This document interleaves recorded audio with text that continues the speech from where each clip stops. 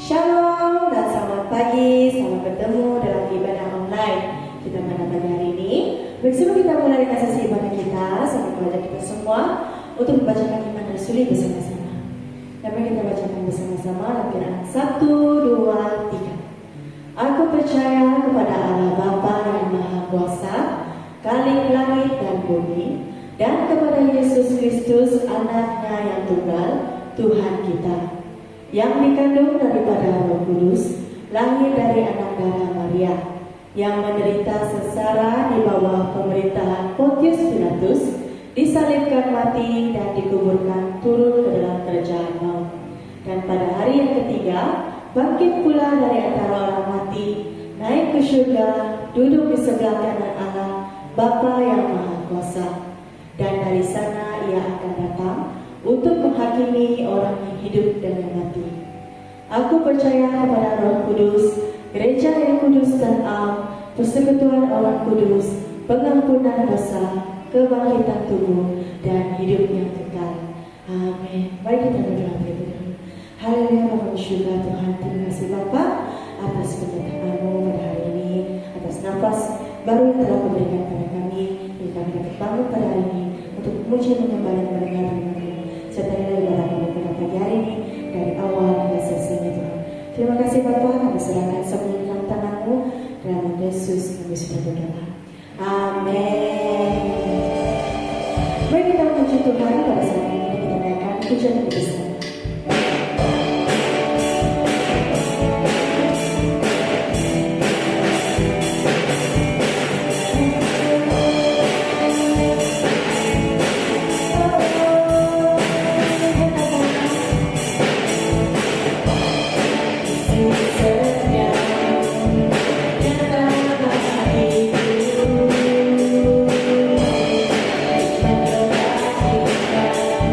Sedia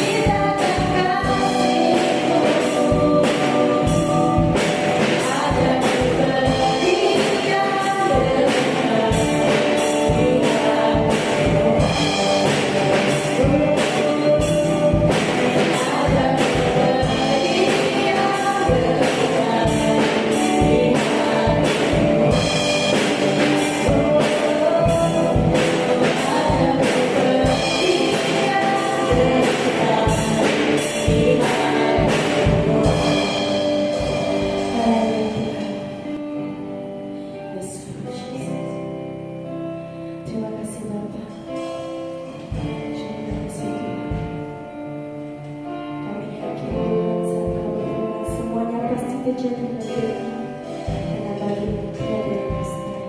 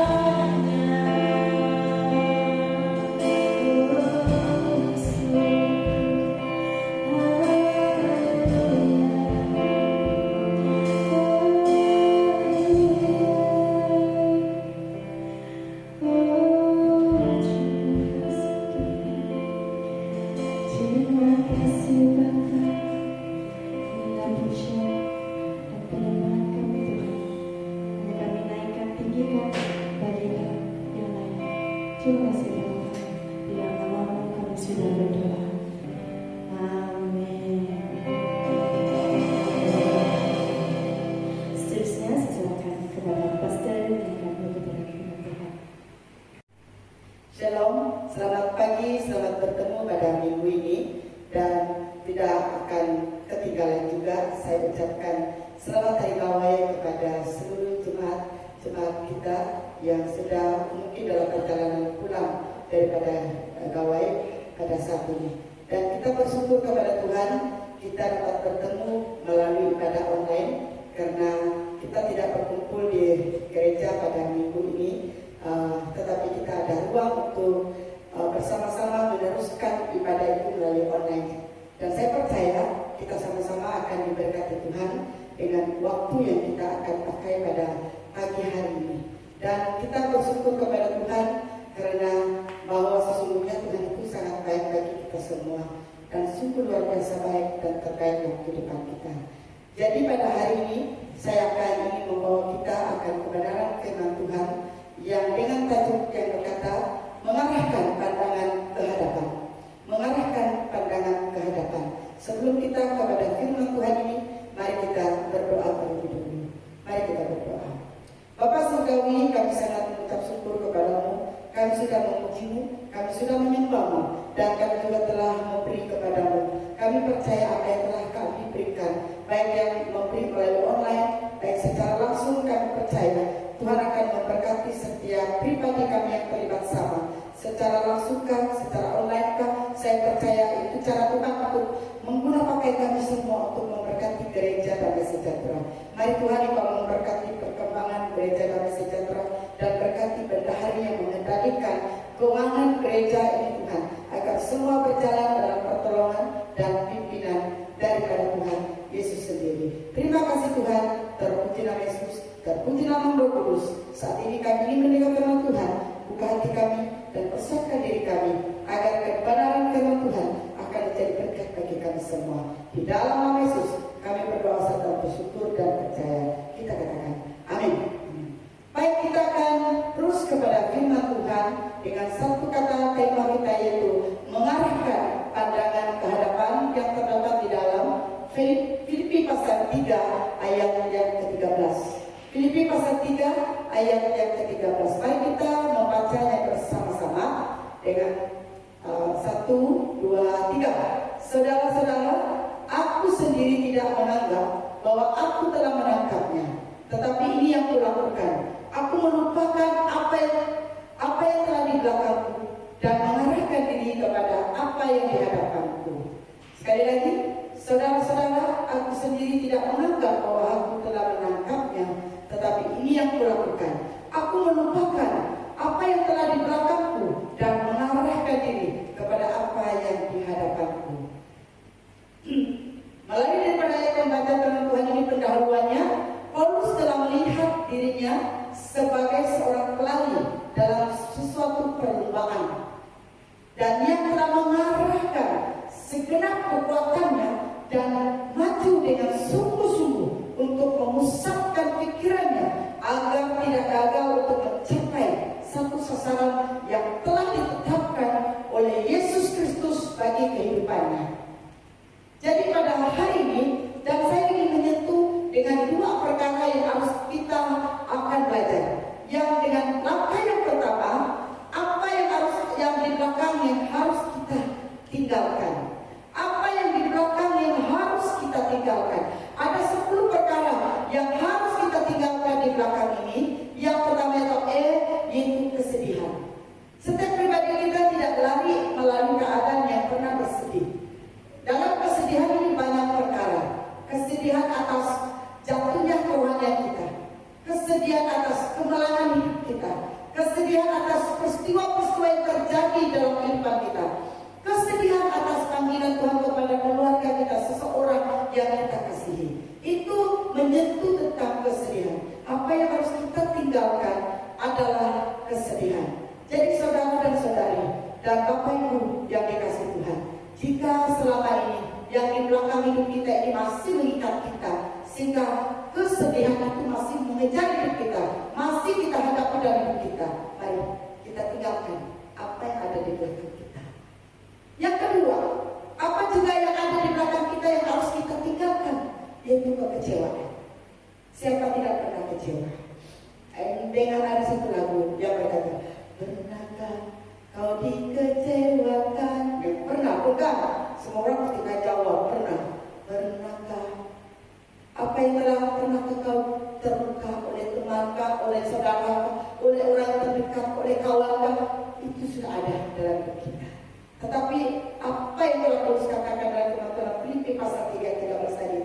Dia mengarahkan pandangannya ke hadapan. Dia melupakan apa di belakang katanya. Jadi dia juga pernah melalui kekecewaan dalam hidupnya. Dan saya dan saudara juga melalui kekecewaan dalam hidup kita. Jadi apa yang harus kita lakukan untuk saat ini?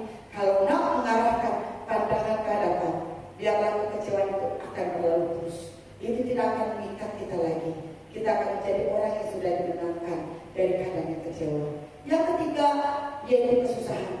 Dalam hidup kita ini juga tidak lari daripada kesusahan. Banyak kesusahan yang berlaku dalam kehidupan kita. Tetapi ingatlah, segala kesusahan yang terjadi tidak semestinya selama-lamanya menjadi satu akhir dalam kehidupan kita. Tetapi melalui kesusahan yang kita hadapi itu membawa kita kepada sesuatu pemulihan yang baru, membawa kita kepada satu proses untuk membentuk diri kita. Bagaimana cara kita melalui kehidupan kita pada sekarang ini? Mungkin saudara-saudari, ayah, ibu, anak-anak yang dikasihi, ada yang melalui kesusahan yang mendadak, yang tidak pernah dipikirkan dalam hidupnya. Baik kita adalah anak pemudi atau pemuda yang tiba-tiba melalui sesuatu masalah atau kesusahan dalam hidup kita. Jadi apakah kita mau terus-menerus melalui kesusahan itu? Tidak.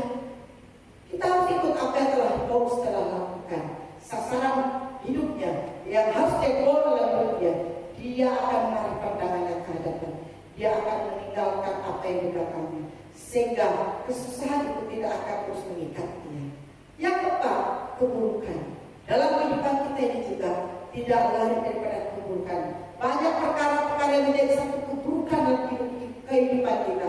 Mungkin yang memalukan kita. Kalau nak menyentuh perkara itu sekali lagi dalam hidup kita, mencerita dan mempercakapkannya pun, ia sangat buruk bagi kita. Apakah kita masih mau terus dikejar-kejar dengan keburukan? Tetapi pada saat ini, satu hal yang harus kita lakukan, mengarahkan diri ke hadapan. Maka kita harus tinggalkan, lepaskan diri kita daripada keburukan hidup kita. Yang kelima adalah kemalasan. Siapa yang tidak pernah melalui hidup yang malas? Setiap pribadi kita ini tidak lari daripada kemalasan. Kerajinan itu tidak muncul sentiasa, tetapi malas itu yang paling banyak. Malas berdoa, malas pergi gereja, malas berbuat yang baik, malas bekerja, malas berdikari. Banyak sekali lah perkara tentang sebutan kata malas. Tetapi untuk mengarahkan pandangan kita ke hadapan, biarlah kita sama-sama meninggalkan kemalasan itu. Biarlah kita mengarahkan pandangan kita ke hadapan untuk maju terus. Yang seterusnya yaitu kesakitan. Kesakitan. Setiap pribadi kita tidak lari daripada penyakit, tetapi harus kita berjuang supaya kita menang daripada kuasa penyakit.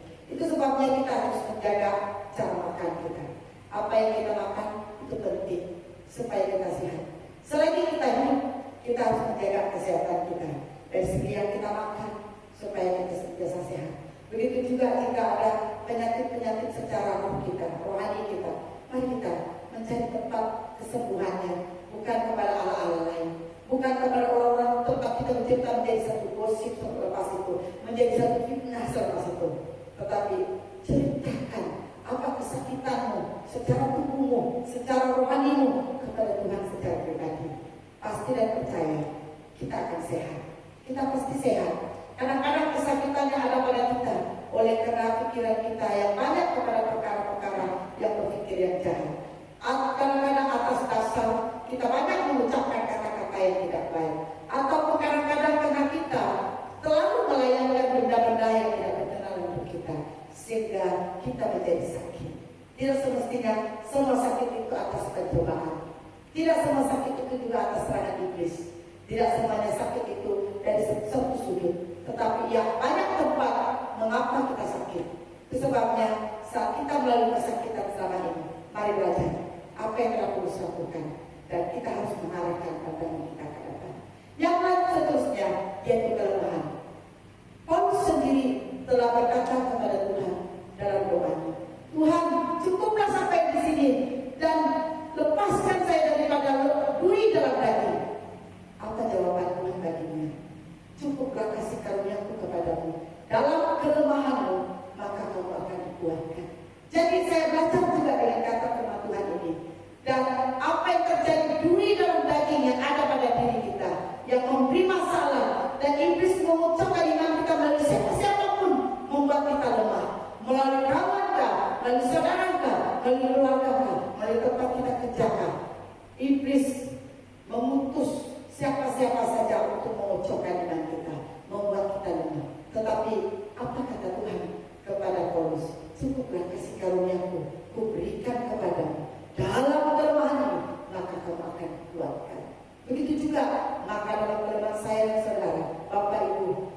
kita dikuatkan.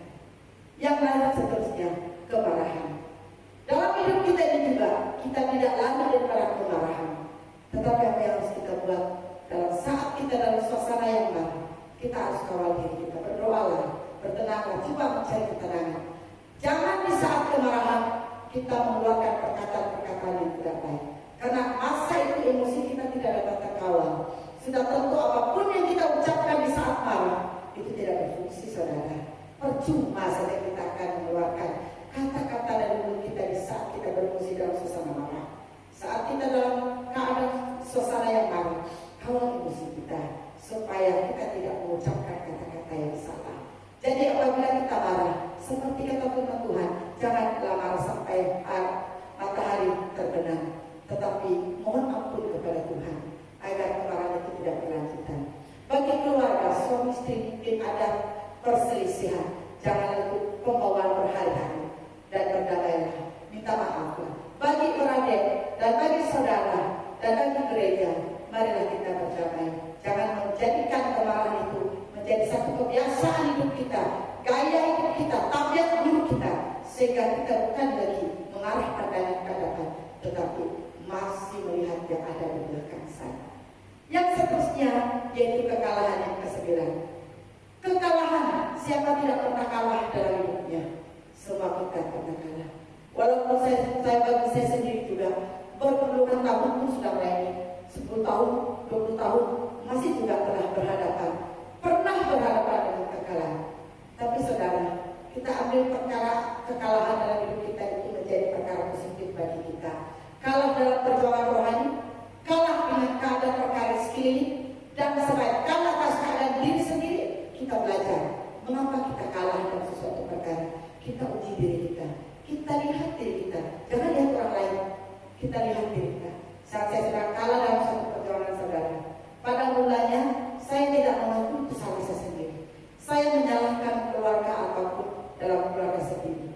Sebenarnya kekalahan itu atas diri sendiri. Setelah saya sudah menang dari kekalahan itu saudara, dalam perjuangan pelayanan rohani itu, maka baru saya sadar kekalahan yang terjadi dengan saya adalah satu pembentukan untuk saya, supaya saya menjadi seorang pastor yang baik, supaya menjadi seorang pastor yang jangan sombong, supaya kesombongan itu akan dilepaskan dari diri saya.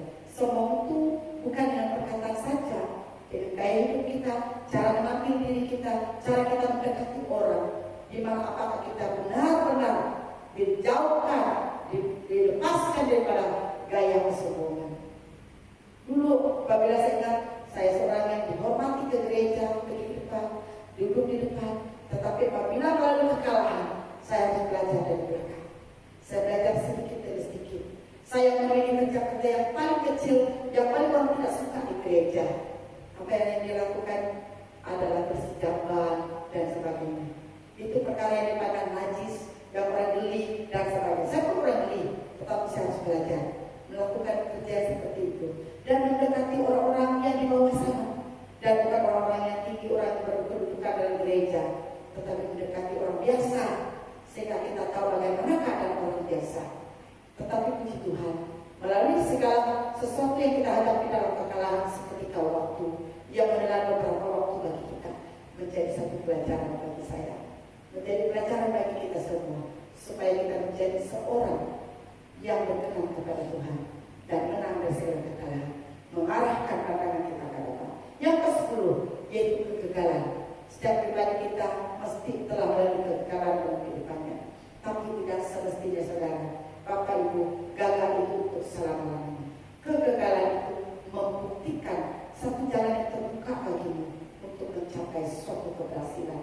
Kegagalan tidak selama-lamanya mengikut hidup kita, mengikat hidup kita, tetapi itu adalah satu permulaan bagi kita.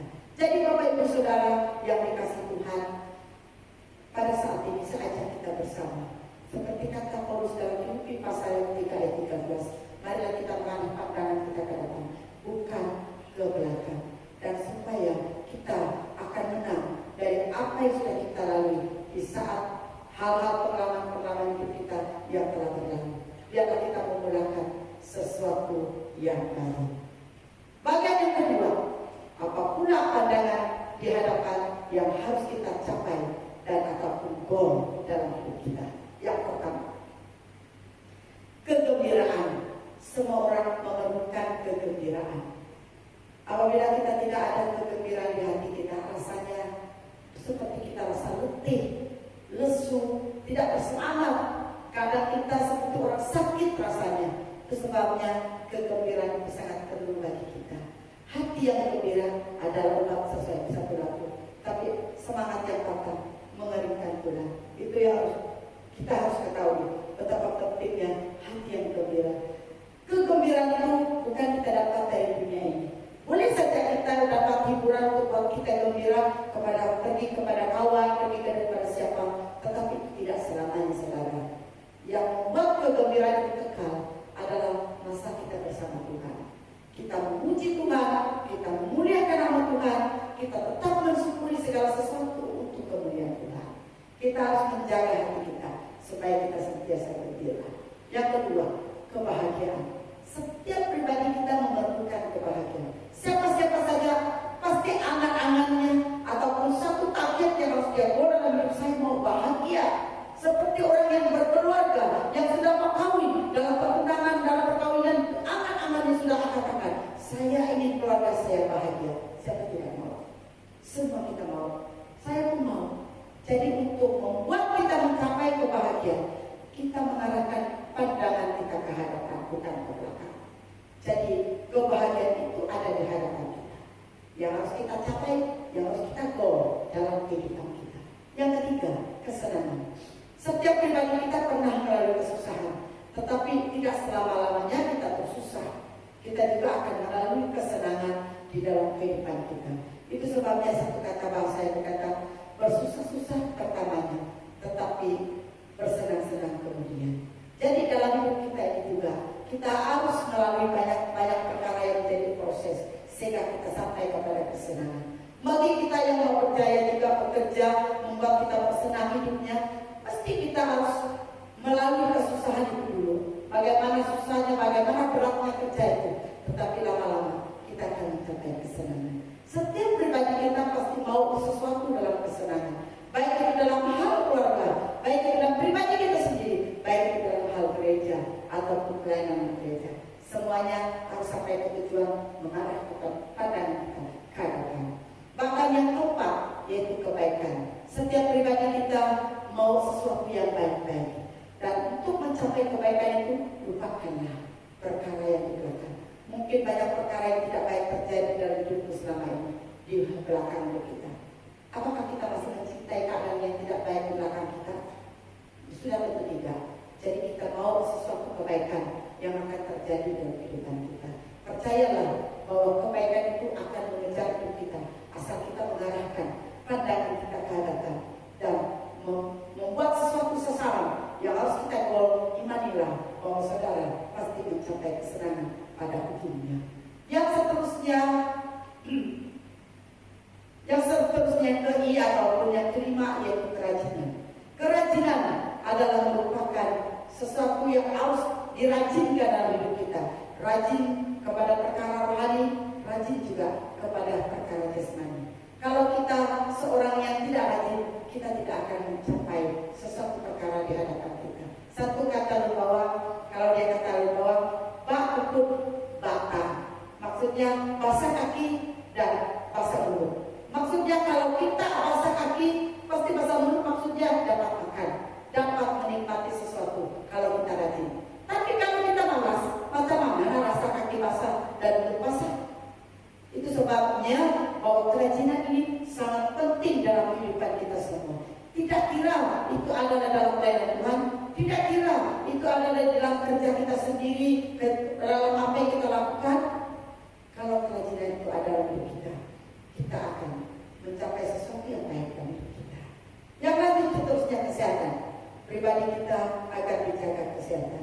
Mas, apabila kita sakit, kita perlu makan obat, bukan? Selain kita didoakan, kita makan obat. Selebih dari itu, jangan pergi ke tempat lain. Jangan pergi kepada ala-ala lain. Jangan diperdayakan oleh orang-orang di sekelilingmu yang mungkin berkata, wah, kamu ini sakit, siapa musuh kamu? Siapa lawan kamu? Kamu sebut, orang yang akan sebut, oh dia yang buat kamu itu. Kamu telah oleh orang yang tidak berkenan. Dan oleh itu marilah kita sama-sama percayalah bahwa campur tangan Tuhan akan memimpin dan akan menyertai supaya kesehatan kita akan terjadi. Jangan lari ke tempat Allah lain supaya kita tidak binasa. Apabila kita mau sehat, carilah jalan yang betul. Berdoa, makan obat, pergi ke perubatan hospital klinik. Jangan pergi ke tempat yang salah. Apabila kita makan obat, bukan untuk memanjangkan umur, karena umur kita ini bagian Tuhan, bukan bagian kita. Kita makan obat menjaga kesehatan supaya selama kita hidup, diberi peluang Tuhan untuk hidup di bumi ini, kita sehat. Kita berpeluang buat apa saja. Kalau kita orang lain, kita ini dengan sehat. Kalau kita orang bekerja, kita bekerja dengan sehat. Dan tidak ada kesakitan yang mengikat kita. Itu sebabnya kita mengarahkan pandangan kita ke hadapan, supaya kita mencapai tujuan yang harus kita bawa, yaitu kesehatan kita. Yang lain seterusnya kekuatan. Seperti yang kita lalu katakan, bukan kekuatanku, tapi kekuatanmu. Oh yang di dalamku, kau sumber hidupku. Ku tahu tanpamu, tiada ku mampu jalani hidupku. Tanpa Yesusku, oh tanpa Yesus, benar, tanpa Yesus kita tidak kuat. Baik dari segi kekuatan rohani kita, baik dari segi kekuatan tubuh tenaga jasmani kita. Kita sangat memerlukan kekuatan daripada Tuhan Yesus.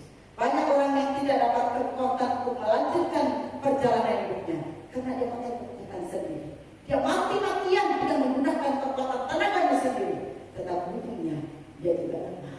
Makanya kita bergantung kepada kekuatan pada Roh Kudus, daripada kekuatan roh, daripada Tuhan sendiri, sehingga kita dapat berjalan terus dalam kekuatan Tuhan sendiri. Yang seterusnya yang ke-8, yaitu kesabaran. Semua kita ada batasnya untuk bersabar, tetapi kita belajar daripada buah-buah. Salah satunya adalah kesabaran.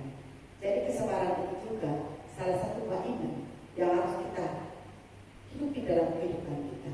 Mengarahkan pandangan ke hadapan, kita harus bersabar. Apapun peristiwa kejadian yang terjadi bagi dirimu, kamu difitnahkah, kamu dikhianatikah, kamu diperlakukan seperti apakah, kamu dipermalukan, oh dia, saudara, biarkan saja. Kesabaran itu salah satu buah iman. Doakan orang yang seperti itu. Percayalah, kalau kita bukan melakukannya, kita tidak ada apa-apapun. Biarkan mereka seperti itu. Mereka tidak ada gaji untuk melakukan perkara seperti itu. Mereka menderita sendiri akibatnya. Jadi bagi kita sebagai orang percaya, sabarlah menghadapi segala apapun keadaan. Dikhianati kita, ditipu kita, dirampas kita. Bagilah, kita akan dikembalikan lebih dari apa yang dirampas. Kalau orang tipu kita, jangan takut.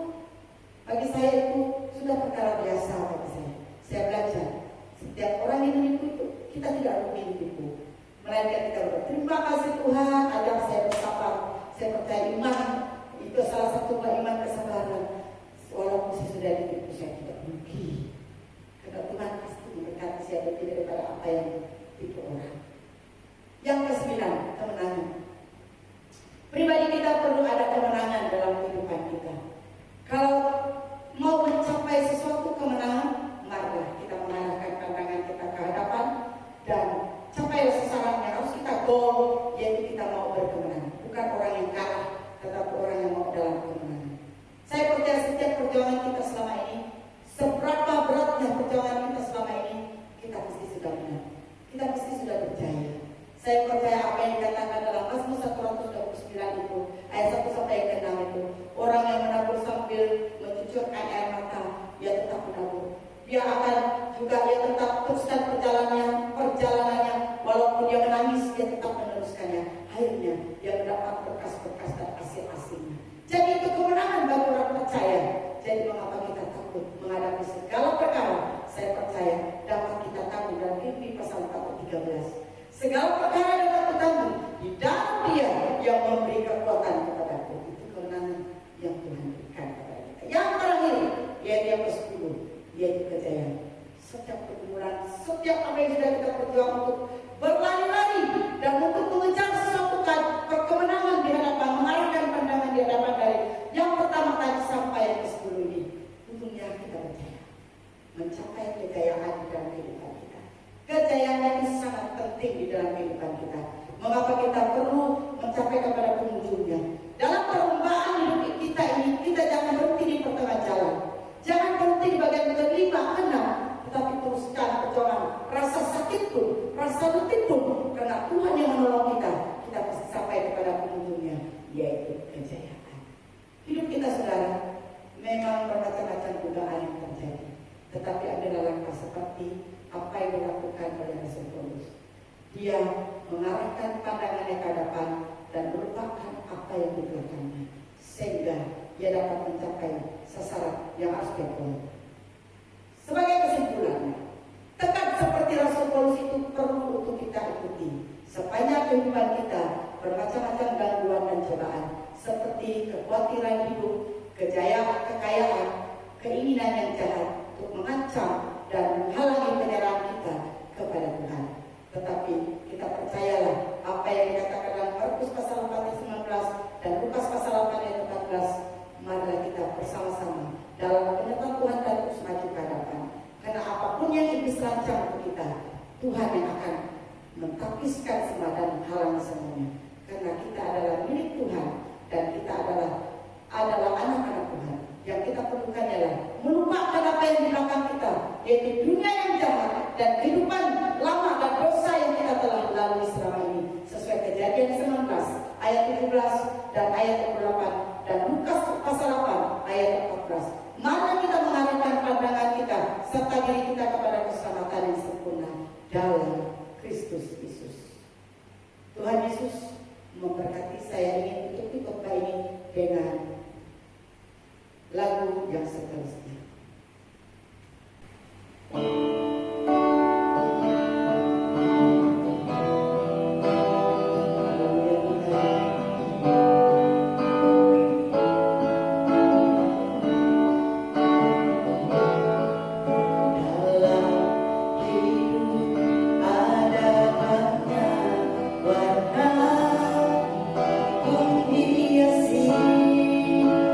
Perjalanan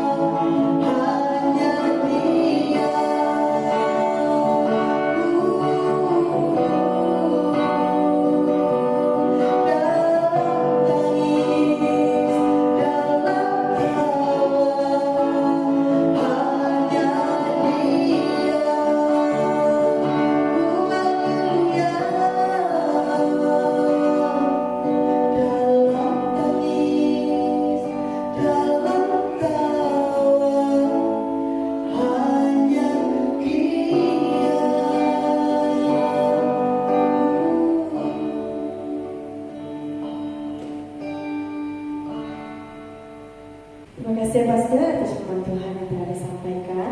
Oleh itu saudara-saudariku, marilah kita mengarahkan pandangan kita serta diri kita kepada keselamatan yang sempurna dalam Kristus Yesus. Amin.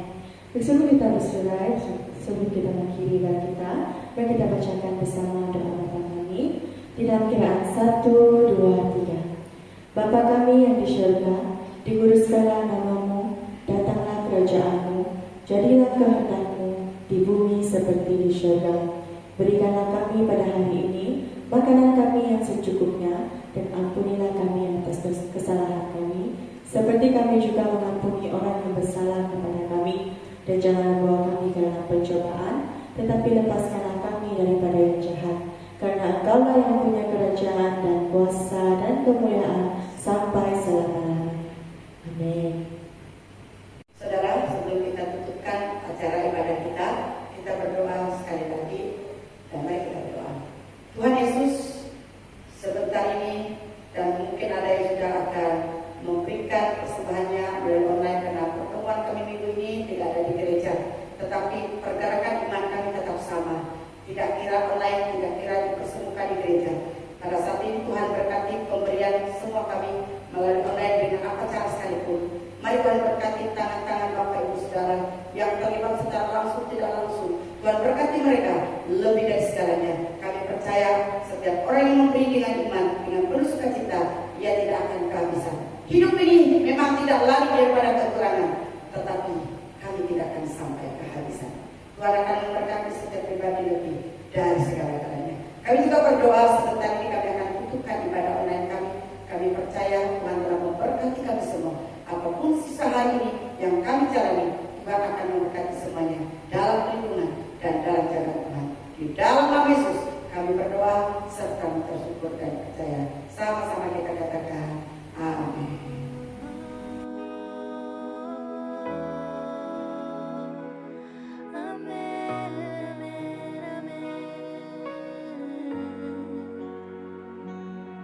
Dan rahmatnya bersamamu ke 1000 generasi, dalam keluarga dan anakmu, dan ke semua anak cucu.